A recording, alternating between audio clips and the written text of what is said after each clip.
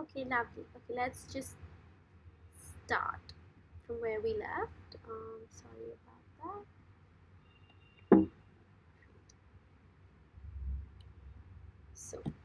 So the two ways we were talking about were Abhyas and Vairagya, and the the the next stage after Vairagya, detachment. Through detachment, we create Samadhi. Samprajna Samadhi has 4 stages, like we spoke about, through Vitarka, Vichara, and then Ananda, and then Asmita. And beyond that, we move on to the completely unknown, because there is no one to experience it. You can't really narrate it. It's not describable, if that's a word. So Patanjali calls it anya. He literally calls it the other stage, when we move beyond this sampragnat. And this is the inward journey of the chitta. So when how we can move from samadhi to anya. And he says abhyasa is a way to do that. We already spoke about how we can deepen our practice.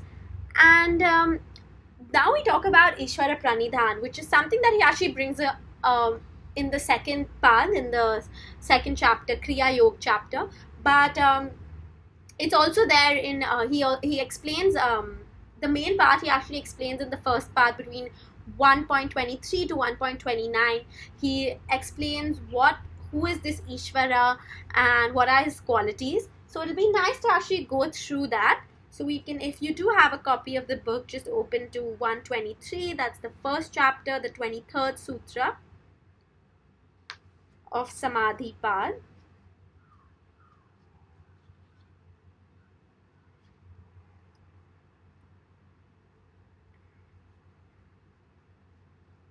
So out here he brings out, Patanjali says, there's no doubt about this, that the goal of yoga can be attained by the grace of God, Ishvara.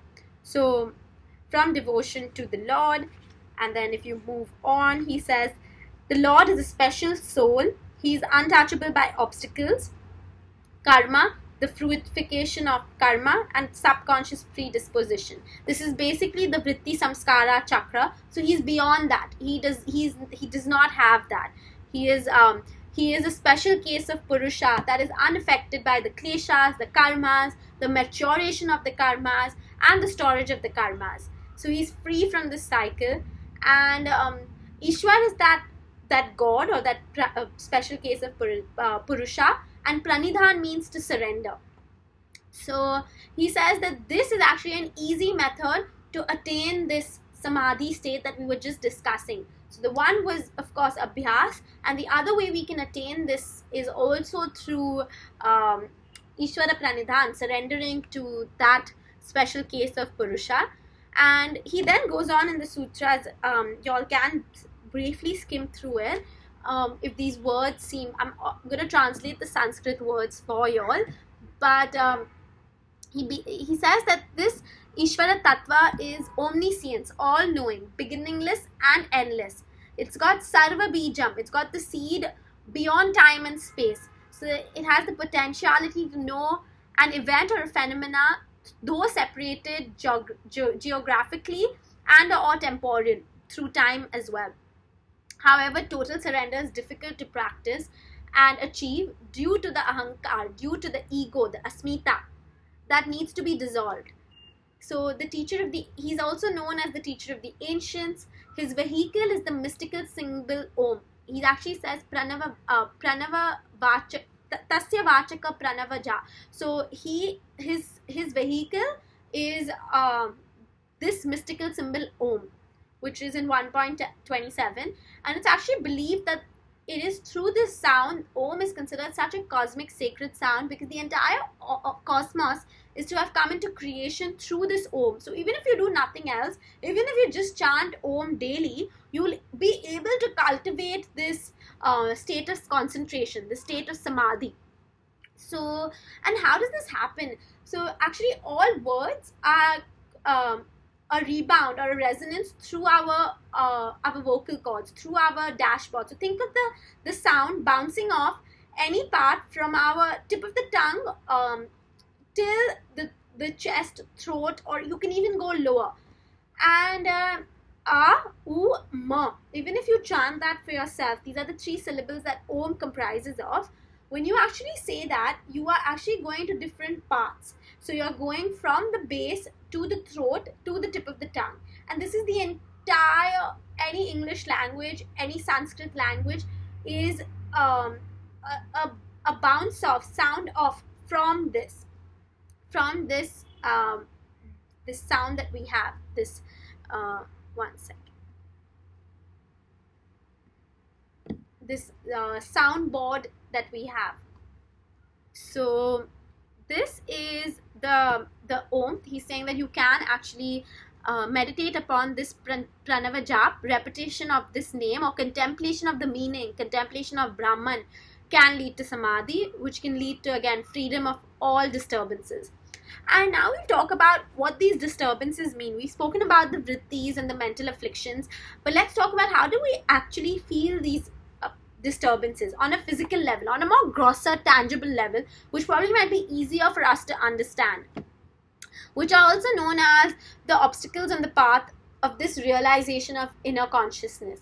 I may use obstacles and disturbances interchangeably. However, do note that they are not interchangeable, because obstacles are actually kept for the kleshas, which are again more deep-rooted. They are more permanent in nature, whereas disturbances are more like the antarayas that we will discuss right now, which are more temporary in nature.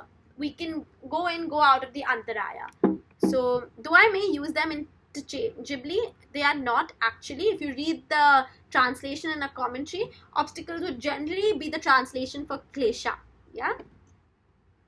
So we'll move on. So while we spoke about this samadhi and vairagya, I'm just going to touch upon this param vairagya, how we can reach this state of the highest form of renunciation, which is actually the indifference to the guna themselves, all of prakritic creation, and how we can reach. It says that we can reach this param vairagya through the direct perception of the purusha, when we can see the purusha, which is synonymous to the third sutra, tada drashtu swarupe avasthanam. When we rest or dwell in that state where the chitta is completely tranquil, we are able to see ourselves for our true self. But I'd like to actually highlight a short story which might make this more apparent, and then we can sort of, because I'm discussing samadhi only so much because that is the first path. It's known as samadhi path. So we're discussing this for only that reason. I'm not going to get into the details, but Patanjali does talk about 3 types of samadhi as well: sabija, nirbija, and dharma. But we're not going to get into these. I'm just noted them here, but we don't need to get into this. The only reason I'm talking about concentration or samadhi is because that is our gateway away from suffering. And we will actually, after this slide, I want to actually get into a discussion on what suffering may mean for you. Have you experienced something that you have deeply suffered? You can say it in a fictional voice or in a third person, or you can also be personal since it's a small group. But I want to actually discuss this, want to make this more practical and see what is the need for the sutras to begin with. Why are we reading something that was written eons ago, and is it even practicable solution? Does it provide a practical solution to today's day and age? So let's move on first to discuss a little bit about samadhi, and then we'll go on to suffering. Why suffering? So let me just read out a bit. I'm going to be reading out from Edwin's translation. Like I mentioned earlier, he was a professor at Harvard. He's currently, I think, teaches at Rutgers. He's an ISKCON devotee. I stumbled upon his talks on YouTube. He was drawing parallels between the Gita and Patanjali Yoga Sutra. What are the teachings they have to offer? And I quite liked it, so I purchased this book on Amazon. But I'm going to read out bits from it. So first, what does he describe as this param vairagya? We spoke about vairagya, we spoke about detachment, we spoke about the samadhi, the stages of that, and now we're talking about how there are two levels of renunciation. I'm reading out the translation for 1.16 for those of you that want to open your book and follow through with me. There are two levels of renunciation or detachment: indifference towards the sensual objects of the world or of the celestial realms, as outlined in the last sutra, and a higher level of detachment stemming from indifference to the gunas themselves. We should bear in mind that the gunas of Prakriti are the subtle stuff from which all objects are made, whether physical or mental. Since matter, mind, and everything else in existence, except for the Purusha, pure consciousness itself, are evolutes of Prakriti, it is stirred by the gunas inherent in her. Vyasa states that this higher and ultimate level of dispassion or renunciation referred to here stems from the Purusha Khyati, awareness of the Purusha itself. Complete loss of interest in all things material can realistically take place only when the yogi has attained something far superior.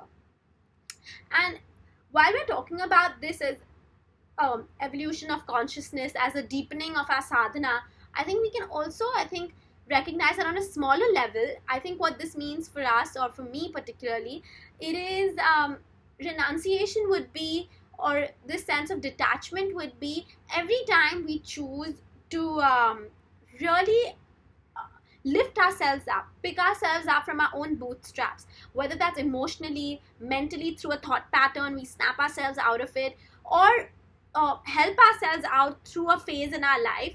That is when we are actually cultivating vairagya, detachment. That is when we are actually taking steps towards this param vairagya, where we can actually come in contact with our true selves, our innate nature. And let's see what this short example that Patanjali, actually Patanjali I don't think gives this, but it is the commentary. So Edwin out here gives this short narration of a story, and I'm going to read it out to you, which sorts of sums up what we've been speaking about so far.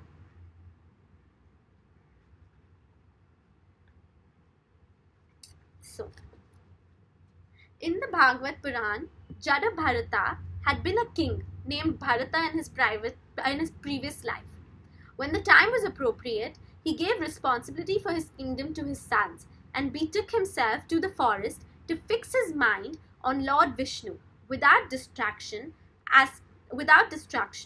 One day, as he was sitting in his hermitage, he witnessed a pregnant deer, startled by a nearby lion, leap over the stream where she had been drinking and prematurely deliver her offspring. As she leapt and fell into the river, when the poor deer died from the sheer trauma and exhaustion of the incident, the kind-hearted Bharata felt impelled to save the helpless newborn deer drowning in the current.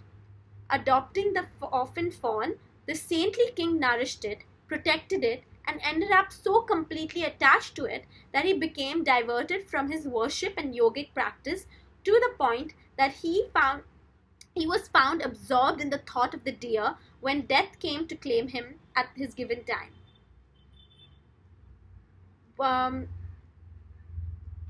Then he says, so then there's a quotation of what Krishna says in the Gita: one will attain after death whatever state of being one remembers when one leaves the body. Bharata was reborn as a deer, however, because he had, after all, performed years of yogic practice and devotional worship in his previous life, he retained full awareness and past remembrance of all the events that had caused his present situation. Despite being bound in the body of a deer, he thus waited until the karma responsible for his condition was exhausted, and death came once again to remove him from his deer birth. And I feel what we're getting at out here, that we may not necessarily believe in the philosophy of karma, but what I was trying to get through with this example is that it doesn't have to necessarily be a bad attachment. We always have this negative connotation to the word attachment, that as though it's something always toxic, or a thought that is always bad, or an emotion that's always painful. But it needn't be so. Sometimes it can be the opposite. Like Jada Bharata, he felt for the deer, and he was sensitive, he was feeling compassionate, but that compassionate became an addiction. He was so deeply attached to it that caused him suffering. So our attachments will lead to suffering, whether we see it in right now in our current time and space, or as time plans out. So what's important is that for us to not be so deeply attached to it, because if out here they're saying through births you're going to play it out till you exhaust that vasana, that desire. But what I would say is the same vritti samskara cycle, without getting into the details of whether the storage of karmas or not, it's just that these desires that we have, let them exhaust itself out and try not creating new desires. And this basically means is that try analyzing what has caused you suffering, and was there a level of attachment? Because only if there was a level of attachment to whatever that may be, if it's a physical disease, then there's an attachment to the body. If it's a partner or a loved one, it's an attachment to relationship. If it's a thought process that's caused you depression, anxiety, it's again an attachment to a vikalpa, an imagination, a scenario that you wish would have happened, an outcome that you wished happened but it did not happen and caused you disappointment. And just let's inquire into the nature of this, into the nature of suffering. So I'll invite you all to unmute yourself, maybe put your videos on if you like, and let's just take a few moments out here to talk about what does suffering mean to you. This can again be different for each person. I'm someone who's really emotional, so I feel suffering for me is a deeply emotional and mental experience, so as opposed to a physical experience. So it's more mental and emotional. But I want to hear from you all. What do you think? What is suffering, and what have you suffered, or and what have you used to? What is your tool to overgrow that or outcome? How have you Have you helped yourself outside of that suffering? Come over that. Yeah, for me, like you mentioned, it's just attachment to an imagination. Oh, I wish this happened to me. Why did this not happen to me? Nice. Or attachment to a specific thing like a job, or I wish I had a better job. I wish I had this. I wish. It's just the constant like, I think the way you said it was very beautiful. Yeah. I never thought it like that before. Great. Yeah, so again, it's that attachment to how we want our life to turn out to be, and it doesn't, and it disappoints us. Mm-hmm. And it may be just a thought, it may not even be the reality, but we've got so deeply attached to that thought that we almost can't seem to see without it. We can't seem to see a reality without it. Lakshmi, what about you? Any experience that has been deeply caused a lot of suffering, and what do you think was the cause of that?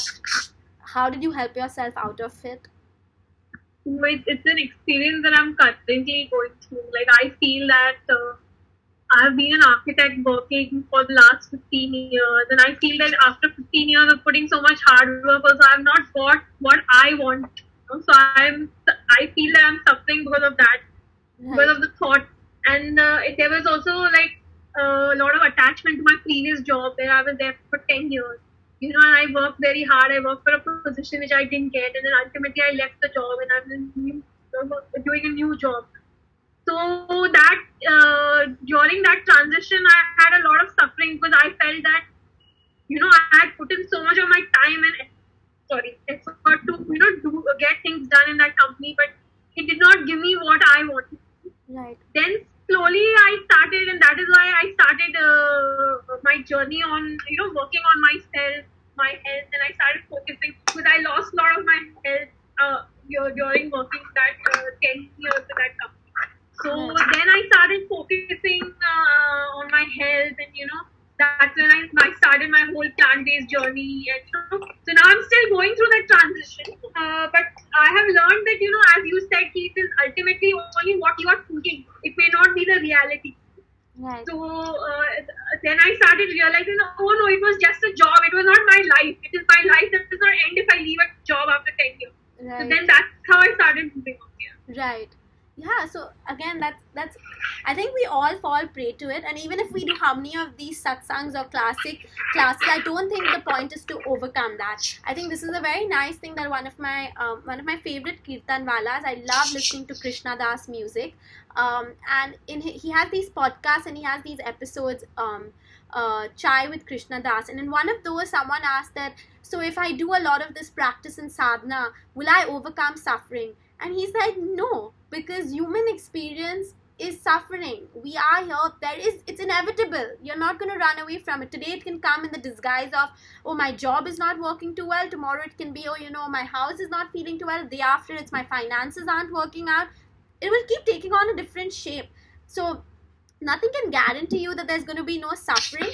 But he says the practice actually gives you a tool for when the storm actually comes. The duration of the storm is lesser, so the duration and the pain that suffering causes is lesser. Doesn't mean that understanding or reading the scriptures will get us complete freedom from pain or suffering. It may not.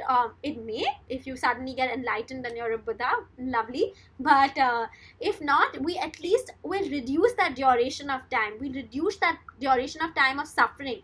And we'll have the tool to, like you said, those moments where you realize that it's just a thought. It's not all of my life. Yeah, I spent a significant amount of my life, I spent 10 years, say, in a job, but does not mean that all of my life is destined to be like this. And I think that's when we own back our power. That's when we take our power back and recreate, like we spoke about how, so the way how our neural pathways work is that when we have an experience, we have a certain way to react to it. So if I tell you a certain news, based on all your past experiences, you will digest that news differently from how Suruchi will digest it, and I will take that news differently. We all will actually take the news differently based on our past experience, and how we continue to take it is again based on our habitual pattern, on how we are actually taking news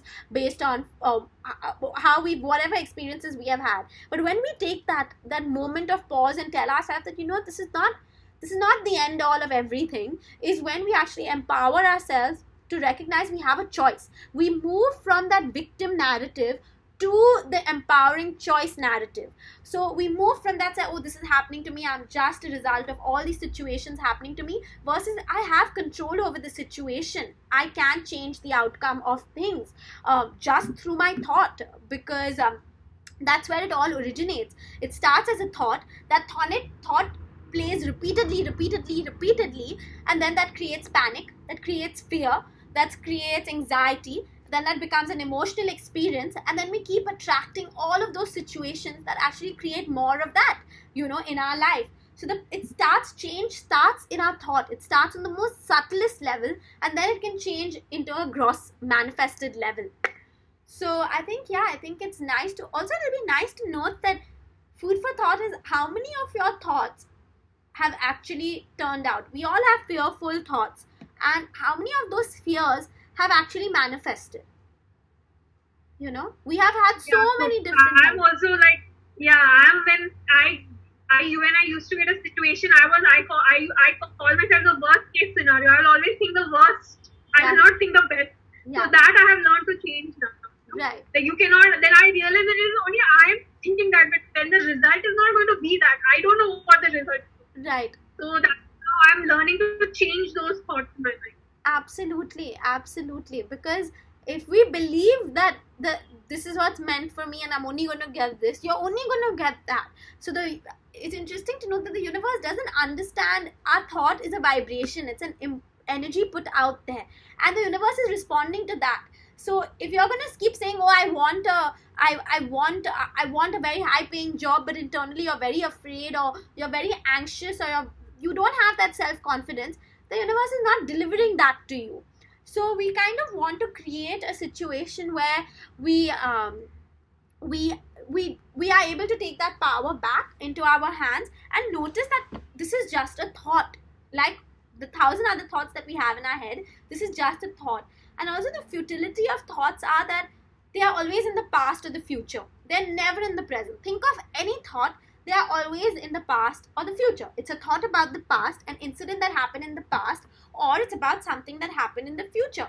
Well, the most important thing is your present, because that's when you're creating, that's when you're co-creating your future. Whatever impressions you're setting right now, you are sowing the seeds now for your future to grow. So think of it as every time you catch yourself in a situation, we always get anxious because of a forward thought, we always get depressed because of a backward thought, because of something that is about the past. So trying to not move from these extremes, these polarities, trying to come back into the center, trying to come back into the present moment, into the now, and trying to see that, okay, this is happening, but this is not the end of it. And try to also notice, most often our thoughts, our suffering are our biggest teacher. There's something about suffering that gives us the biggest insight. Today you are here in this class also is due to some level of suffering. It's due to some level of experience of suffering that's even allowed you to be like, I want to search for a deeper meaning of life. I want to learn something that can, give me a more fulfilling sense of joy and bliss. So it is that suffering is twofold. It does have a flip side to it. It is the gateway towards vidya, from avidya towards vidya, from delusion to discriminatory power, to knowledge, to understanding. So yeah, I think what's important is that suffering is, we all have it. We've experienced various forms of suffering in our life. They can be on a subtle level to a grosser level, from a mental, emotional to a more physical level. We may have experienced the loss of loved ones. We may have experienced financial turbulences, emotional upheavals. And the crux of it all being is that this too shall pass. Yeah, this is not going to be permanent. Everything is anicca. It's temporary. It's not going to stay forever. But while it is there, you want to create those tools that you can endure it. You don't have to be a victim to it. You don't have to succumb to it and think all your life is going to be like that. But find those tools. And how do we find that tools? Is what Patanjali is saying. He's like, you can do abhyas of the 8 limbs, of the yamas, the niyamas, of asana, of breath work. You can do Ishvara Pranidhan.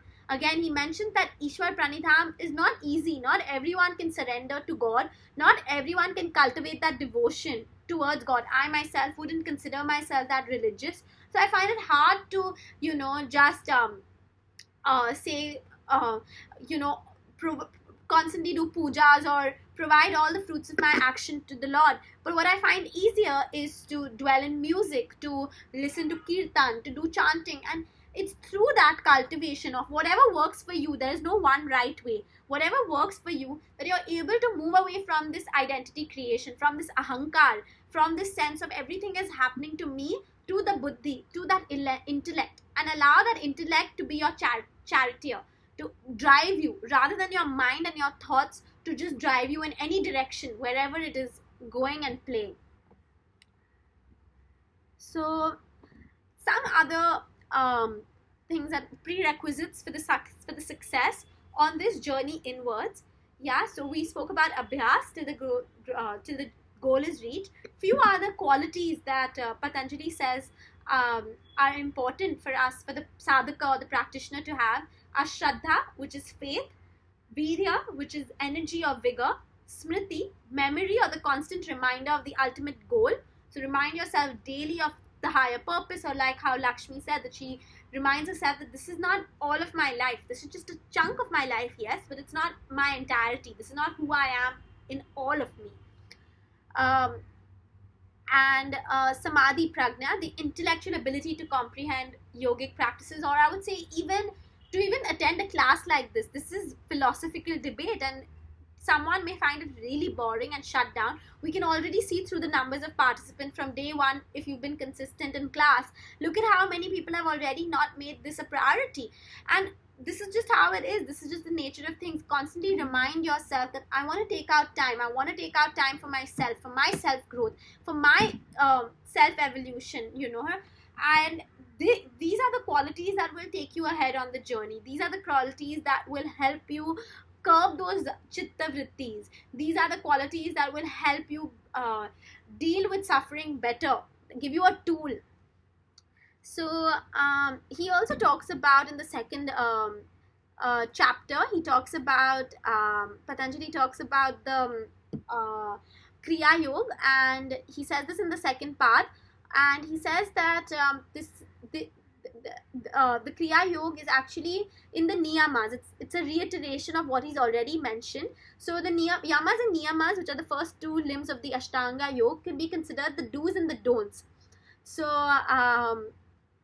think of this as the do's and the don'ts, and the Kriya Yoga is the tapas, swadhyaya, and Ishvara Pranidhan, the addition of these. So this is what Kriya Yoga comprises of. So tapas is the penance, or the removal of impurities. Swadhyaya is the study of the self, and Ishvara Pranidhana is the surrender to God. So if you practice any of these, all of these, some of these, you are performing Kriya Yoga, and these are part of the niyamas. And why do we want to do this Kriya Yoga? Because it has, again, two purposes. One, it prepares the condition for the chitta to enter Samadhi. Again, Samadhi is something that's cultivated. We spoke about the stages of Samadhi. So it allows for the chitta to actually go into that deep state of concentration.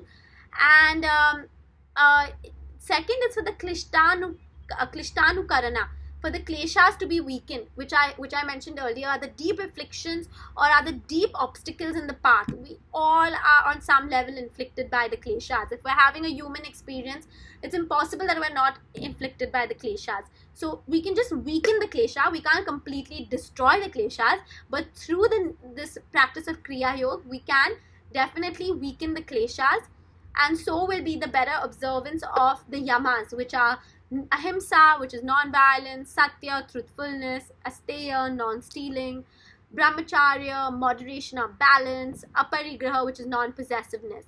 So again, these are just the yamas, and the niyamas are just like the do's and don'ts, the social and ethical conducts. And then we've got the disturbances which accompany, which when if we don't, we right now spoke about the success for this inward journey. So what are the disturbances on these? These are the more subtler disturbances. They're not so deep rooted. They can be disease, they can be idle. This is discussed in 1.30, the Sutra 1.30 of the Yoga Sutras. He says Vyadi, Sthana, Samsaya, Pramada, Alasya, Avirati, Bhranti Darshana, Alabna Bhumikatva. So all of these, disease, idleness or mental dullness, disinclination of the mind towards work, doubt. Doubt is something interesting. I never thought doubt is something so important, but I was reading this book by the mother of Pondicherry, and in that one of her quote was, doubt bit by bit corrodes the soul. And she firmly says that you should replace doubt with faith, because doubt is something that seems so tiny. It seems like, oh, everyone has some level of doubt, but that is that one thing that will actually totally destroy you, because of the quality of doubt, it will completely destroy your faith. So you must have unshakable faith, or you must have no doubt about the efficacy of yoga if you are to walk on this path. Pramada, heedlessness or carelessness. So the negligence to do undesirable things. We have alasya, laziness, lack of effort in the mind and the body. Avirati, which is the lack of detachment. And V, both are negations. So rati being attachment. So it's a highly stubborn attachment. So a mental green due to past addictions. So any kind of like addiction is your avirati. It's an obstacle on the path. Delusionary perception about oneself, ego inflated view, oh, how can someone say that to me? That causes me only suffering eventually. Alapna bhumikatva, inability to attain a particular stage, again due to deep rooted samskaras that are playing out, or inability to actually continue the path of yoga due to frustration. So if you're not actually someone, maybe I'm not experiencing any joy, I'm not experiencing anything, I don't want to do this yoga, it doesn't work. But it's only through cultivation of the practice, abhyasa, can you actually get mastery over this. So these are the 9 disturbances or impurities that come in the path of a yoga practitioner, that Vyasa also states. And he calls this, why they call antarayas is because antar is internal, aya is make a gap, so it makes a gap in one's practice, so which is why antarayas. And then each of these antarayas, these 9 obstacles, lead to these 4 sahabhuvas. So that is suffering, dukkha, dormanasya, dejection, depression, angam ajada, trembling of the limbs. You might actually experience a physical manifestation of that tremor. Or shwas prashwas, your inhalation and exhalation will be disturbed for sure, which will again lead to a mental imbalance. So suffering, again, they consider it to be threefold, as discussed above: adi bhautik, adi daivik, and adhyatmik, either internally caused by our own body, either caused by natural calamity, or caused by somebody else. So that's this. And such sahabhuvas disappear when the mind is not distracted, so we don't experience this level of suffering. So which is why the whole purpose of yoga is to actually control the mind, and because that's where all of the suffering originates, through thought. Our thought, which is something so tiny, can become so powerful in shaping our reality, in shaping our experience of reality. So which is why this path of yoga, hatha yoga, is also called Raj Yoga. Why Raj? Raj meaning king of yoga, because when we gain mastery over the strongest sense organ, that is our mind, which is also known as the king of all senses, we sort of gain mastery over life. So that's why it's known as Raj Yoga. And then he also lays out other ways for us to overcome the chitta vrittis, which are given from 1.32 to 1.40. So you can fix the mind on a certain object, you can retain the breath after exhalation, the knowledge that is attained through dreams and sleep, use that as a way to support your practice. But I tell you one which I find the most interesting, and let's spend another couple of minutes on this particular sutra. It's actually the longest sutra, I feel, and it is similar to, I feel, what the Pope of Francis of Assisi, the prayer of Saint Francis of Assisi, if y'all have heard that, "Make me an instrument of peace," says. I'll share that link later, but let's just open to this sutra.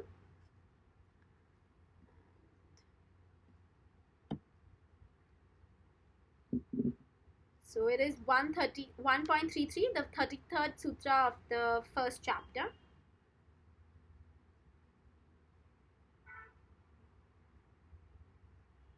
And it goes like this: